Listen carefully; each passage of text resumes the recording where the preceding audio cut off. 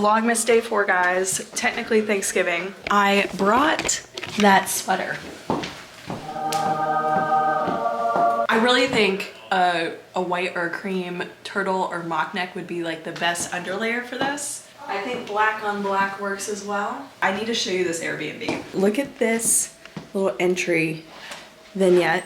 And then you walk in here. Here's the living room.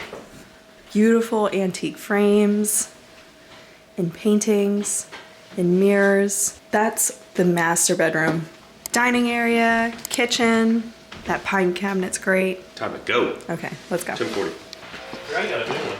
Does this just automatically lock? I think you press the lock button up top. Yep. Towards a clay. They got it easy digging. Wow, we're building on rocks. We're building on rocks on top of rocks. I don't need this jacket.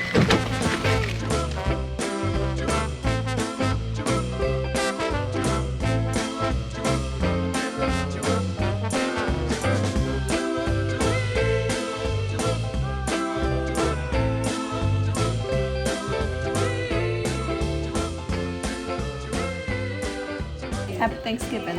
Oh, happy Thanksgiving. I think we're in a coma. It's, what time is it? It's almost 10 and we're all winding down for the evening. Such a good Thanksgiving. I love pumpkin pie. Mac and cheese, stuffing, rolls.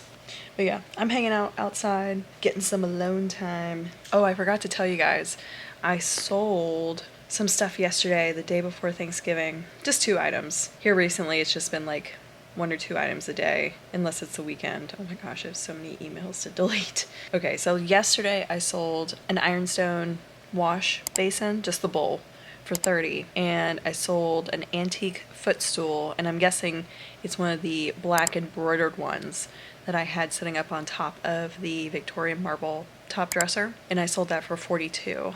So $72 total for yesterday. The antique mall was closed today. It'll be open tomorrow though for Black Friday. There's no way email marketing is as influential as it used to be. I'm sorry, the motion light just turned out. I don't want to stand up. I'm just gonna let it be. We're just gonna be in the dark together. Hearing weird noises.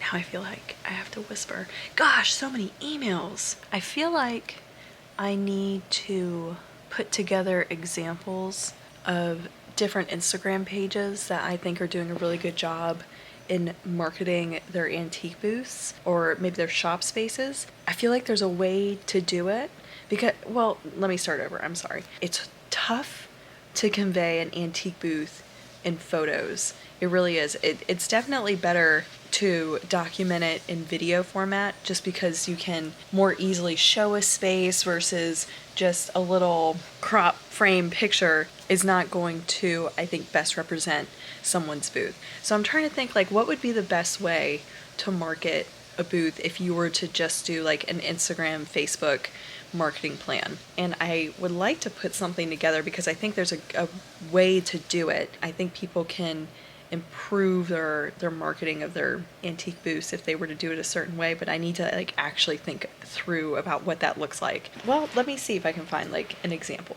of a booth that I think is done really well. Let me go to my saved post. Carrie over at the Shabby Cottage, I think does a really good job of highlighting little vignettes. There's different kinds of pictures that you could take of your space. So you could do like a big vignette post, or you could just do like a little set on that table, a picture of just that set of items. So like, for example, this is what I would consider a good vignette picture. This is her, I think, fall Luckett setup. That's a full vignette. That's a great photo. You see everything clearly, it's framed well, it looks like it's edited a little bit, a more close-up shot, not of the same setup, but this is a good close-up shot. There's several items in this picture, but there's a focal point. It's really highlighting one thing. I feel like that is one of the better ways to take pictures and highlight your items and post on Instagram to advertise what you have in your booth. Here's another one. Here's two. I'll give you another example. So here's a good vignette picture. Here's another one. And then here's just a highlight close-up. Here's another one. It's framed well. Usually there's a focal point, and then there's a close-up. I'm not trying to call anybody out, but I see a lot of posts like this. Technically, that is a vignette. What it's missing is one focal point that the eye can land on and then travel around. There's a lot going on. My eye doesn't settle on anything specifically. It's really busy to look at. Unfortunately, you kind of have to look at this stuff through a little bit of a photographer's viewpoint and think, where does my eye go? Is it jotting all over the place, or does it have a place to focus? I would say even right now in my booth, that front area, close up, it's beautiful. There's a lot to look at. When you back up, the front area in my booth is actually, it's kind of messy. There's not one place that my eye can truly land and settle. It's a bunch of small stuff, which isn't bad, and you need that for a booth. But for pictures, it's going to be a little tough. So you kind of have to create a photo moment in your space. If creating that photo moment doesn't actually work for like the shoppability of that space. I mean, there's been times where I've put together something that I can photograph just to break it down, but it was so I could get the photograph to advertise. It's something somebody might say, well, I want people to be able to see everything that I have in my space. I totally get that. It's really hard to fit everything that you have in your space onto social media.